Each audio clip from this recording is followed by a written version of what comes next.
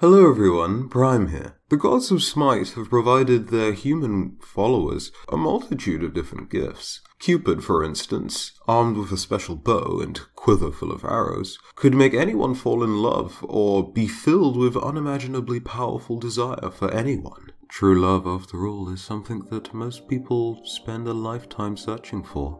And everyone spends some section of their life experiencing it, after all. But the promise of immortality is not very easily ignored. The beetle was widely shown across most of Egypt as a very important symbol to the ancient Egyptians. Khepri, when evoked, could help people overcome the fear of death. He also brought the idea of immortal life after one's physical death. And because not many people are exactly fans of dying and looking at that jolly respawn screen that may or may not exist, Khepri was very popular.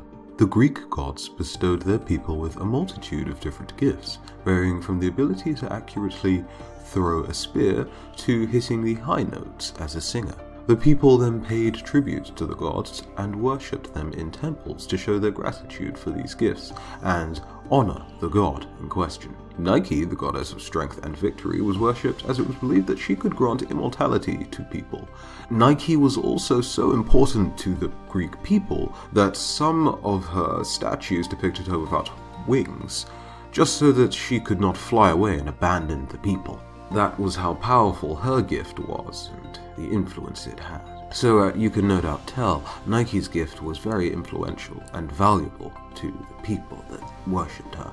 Hel, on the other hand, ruled over Helheim, and all of the lost souls and warriors, abandoned by Odin due to mistakes made in their lifetime, gathered in Helheim.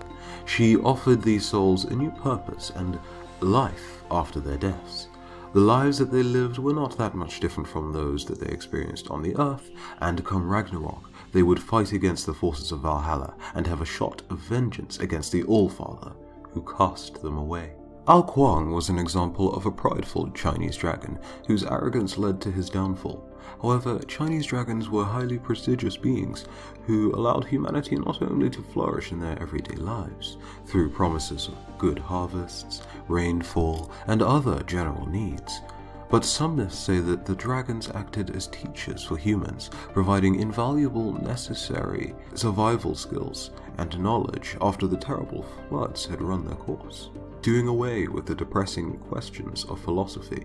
As such, you could argue that any one of these gods have single-handedly provided humanity with the greatest gifts that they could possibly ask for or want or need. But what of Nuwa, Neith, Izanami and Izanagi, or Kukulkan, the deities who, through one method or another, have fashioned the very earth on which we stand into creation, or have created us, humans, the people who inhabit this earth?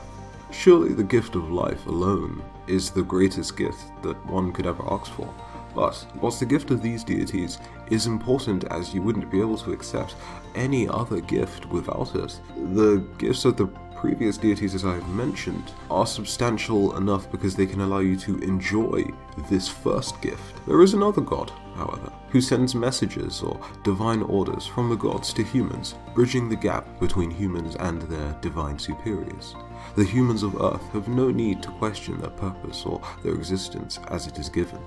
Because you see, whilst humans can believe that if they pay tributes to certain gods, then they will receive the favors or the gifts of whatever deity they may believe in, Agni acts as sort of a bit of proof or acknowledgement that the gods at least do exist. And still, free will is maintained. You can choose to either ignore the calling of the gods, or pursue it. The cruel ambiguity of knowing whether or not the gods truly exist is done away with through Agni. Knowledge and reassurance and purpose are fine gifts from the gods indeed.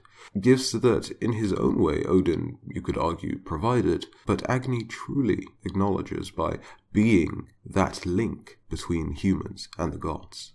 But of course, that's just my opinion.